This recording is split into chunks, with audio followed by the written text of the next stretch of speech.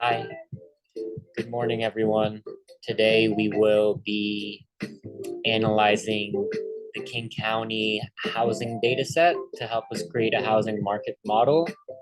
The use case for this quantitative analysis is to have a model that can predict home price based on the features of dimensions given.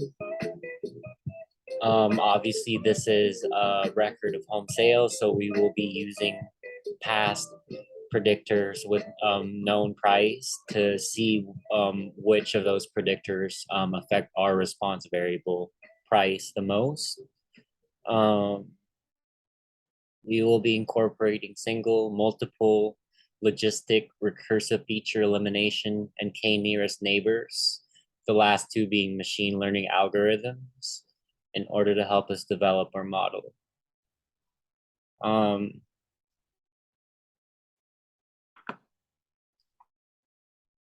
The regression analysis we will build is for our client, which is the Kings County Housing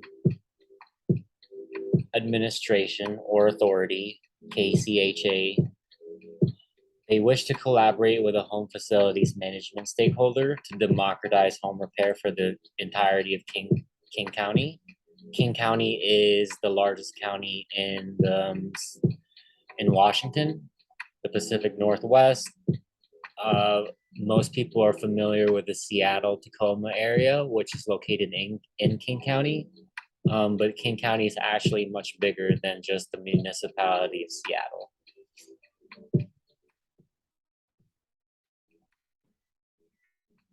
They determined that topographical and atmospheric conditions there necessitated the need for a home repair due to complaints of infrastructure lack of service, rotting, and unsafe living conditions for the majority of homeowners.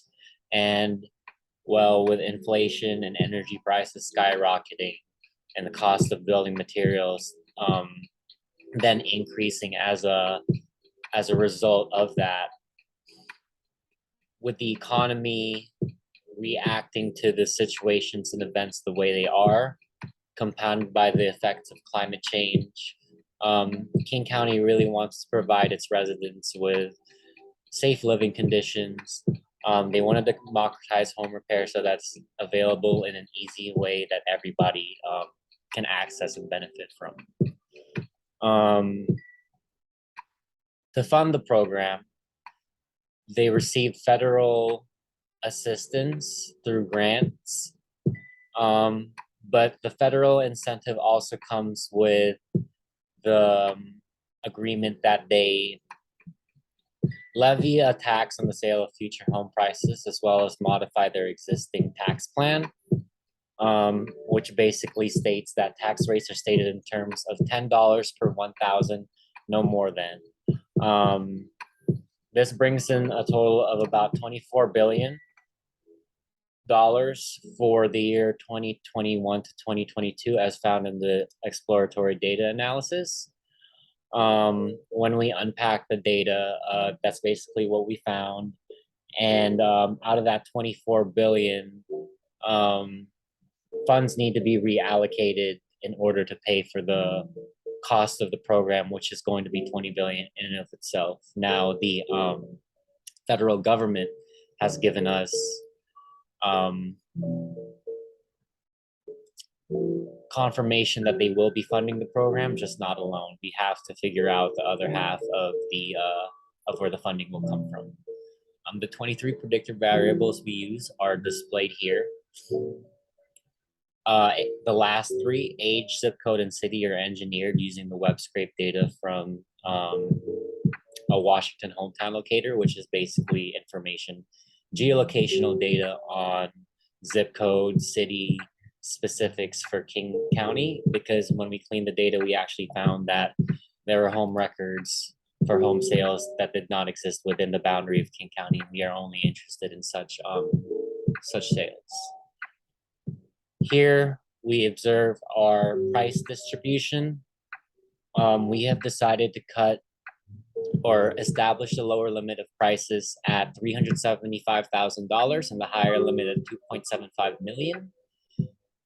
On the lower end of the spectrum, the houses excluded from this subselection will be included in the program. They won't have to pay. We assume that ownership of the home sold at sale prices under these necessitate a need for us to financially assist the homeowners.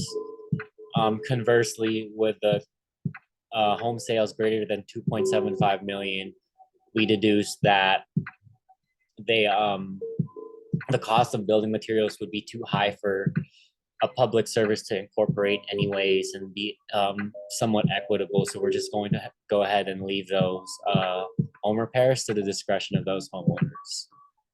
Our baseline model incorporates a single feature, the square footage of living. And here you can see how the distribution, each dot representing a home sale, affects our line, our model, which is represented by this single line over here. And we observe that our goodness of fit measure, R squared, is 0.37.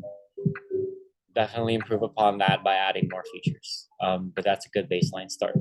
Especially just for one feature to be predicting home price. We already see a very positive correlation. This also shows you a distribution of just how many homes are sold, and in what class when you're looking at square foot of living. Model 1 displays a three-dimensional or four-dimensional plot with 3 axes. You can observe specifically on the left-hand image, the square feet of living. On the X1, square feet lot on the X2, and price on the Y1 axes. So it's displayed from different angles here, so you can see how the distribution behaves. If you see the blue plane, that is the plane. So we recall that in our previous model, the linear regression model was represented by a line, since that was a two-dimensional analysis, right? Two-dimensional, the square footage and the price. Here we have 3 dimensions, the square footage of the living space, the square footage of the whole lot, and the price, in dimensions. And each of these dots thus corresponds to a home sale. So here we observe how that's distributed when it comes to plotting price against these 2 dimensions. Our next feature, and this was specifically for the home facility stakeholder, was to model the effect of grade. So we see here that grade is a categorical feature that we had to use one hot encoder to pre-process and prepare for modeling. And we got a pretty good R squared for just grade alone. We already got a higher R squared, and then or a similar R squared to our baseline in model 1, just with the grades alone. But you can see here the coefficients, right? So the coefficients are basically how, if a home is classified as a value within that specific grade, how much would that affect price as an average, not as a definite 100%. Actually, the R squared would be the percentage of times that you can expect the price to react as you go up by grade. The negative values indicate a decrease in price.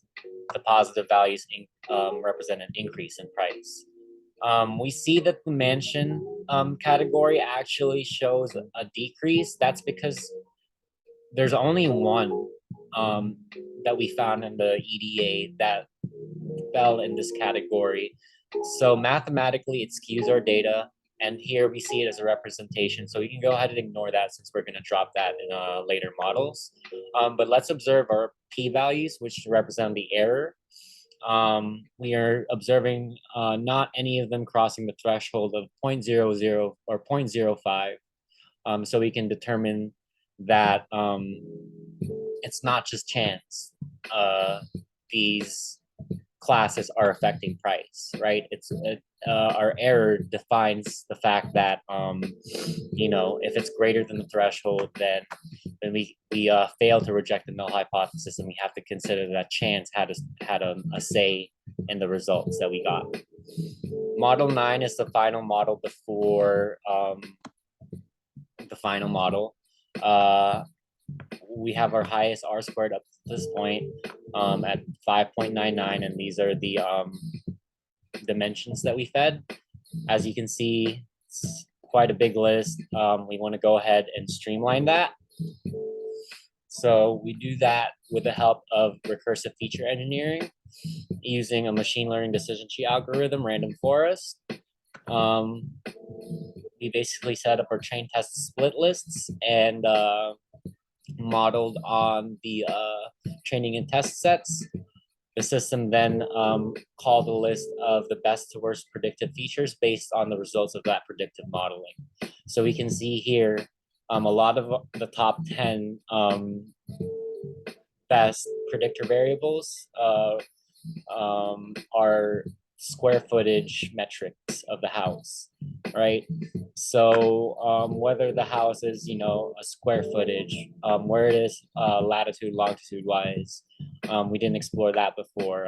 The square foot lot of the whole lot, above living space, the age, those features, the values given for those features for a home sale would better predict the home price versus, like, say, the bottom 5 of this list of 30 right here.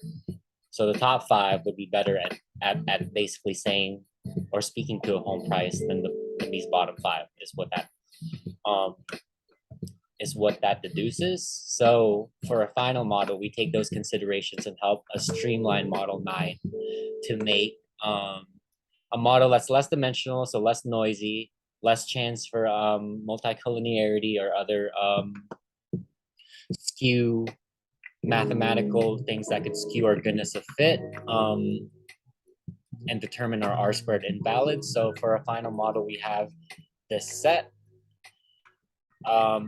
chosen specifically from not only the top 10, but other conditions to balance out the categorical specifically, and selecting only a subselection of them, usually clustered around the mean. So like grade goes from 1 to like 13. So we inserted like the middle, I feel like, over there with 7 through 10, and I think that should give us a pretty good representation alone. And here we return an R squared value of 0.652, which is it's better than chance at predicting price. Observing the coefficients here, we note that like the grades, for instance, right? It starts with as a negative value and then goes up as the grade increases, which means that homes fed into this model, right? If they fall into the lower categories, then the price isn't as affected as much as they fall into the higher ones.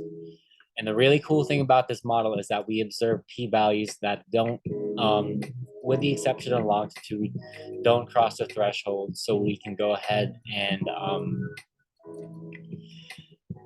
determine that error is not significant in this case, that it so much skews our model. Now, longitude is showing a p-value of 0.36, which is unusually high. However, it does have to correspond to latitude because the data is entered as a tuple pair. So that would basically fulfill like the reasoning why we decided to keep longitude despite having a p-value that crosses the threshold of 0.05. But otherwise, the only one that actually meets a threshold is grade 7. All the other ones are pretty low. And here we have a summary of what I just pretty much said. The root of the mean squared error is all the errors for all the instances combined. It's a thinker. Quite simply put, RMSE is another determinant of goodness of fit, how well our line fits to the subselection of data.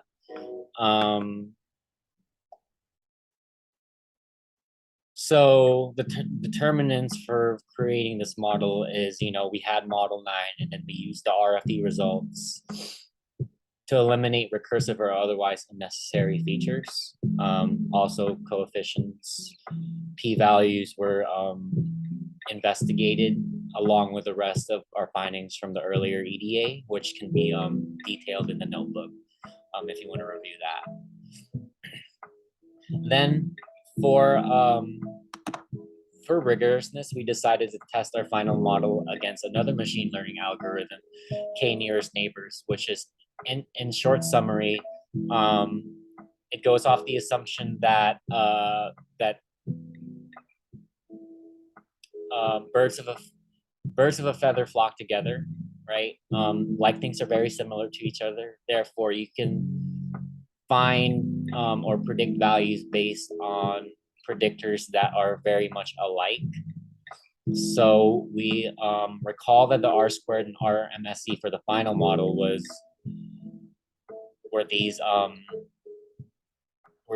values, but the KNN algorithm actually produced a higher R squared of 0.685 versus 0.652 and a lower RMSE. So the lower the root of the mean square error, the less error it is skewing the R squared or goodness of fit. So basically put, you want a higher R squared and a lower RMSE, and we observe that with the k nearest neighbor algorithms when the number of nearest neighbors is set to 20, and we pick that based on what we found in the test and training scores.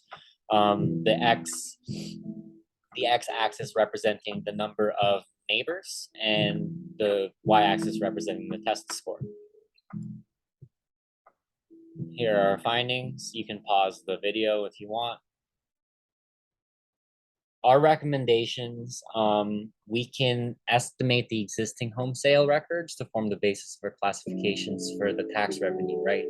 So they have to bring this and present it in front of the County Board of Supervisors, who are not hostile to the idea, but they want some practicality to it, right? They want to be able to know how the program will be funded. This will provide some rigorous basis to the arguments we will put. In addition, like the home facility stakeholder has a reliable model now that they can use to help them understand the sale price. So all the companies, all the local utility companies, plumbing, electrical, mechanical, they have all that special data now in a model which they can use to feed in data for new homes, existing homes, whatsoever, get assessors on the ground, and really try to understand what the housing market looks like. The K nearest neighbors can help predict the trajectory of future home sale prices. And we also suggested that time series forecasting was an idea that we could broach, but that's all in the bigger notebook. We're pretty much stretched on time, but the model achieves the objectives of King County. We built a model that provides data on home sale prices and records dimensions of homes in the sales. We filtered out and cleaned the data frame given to us in CSV format that included homes located in others in King County, and we removed them. We prepared and executed an iterative modeling process with explanations of coefficients. We went over all the results in depth.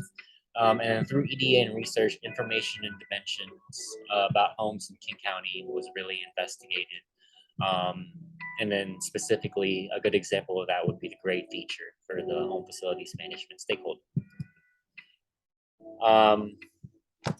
As a footnote, web scrape topographical data to engineer if new features could help. The ideas I put forth were using that to calculate distance to schools using NumPy or other statistical packages.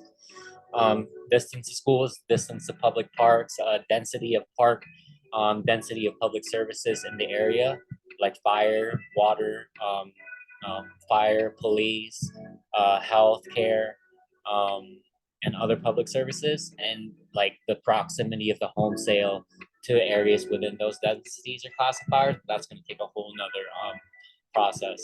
There are also other powerful libraries that can handle geolocational data structures which are not just 2 or 3 dimensional. So we can definitely work that into our model. And then obviously the time series forecasting, as aforementioned, can help our other side stakeholder, U.S. Census Bureau, estimate population growth. And that does it for our analysis, EDA, and modeling. Thank you for watching.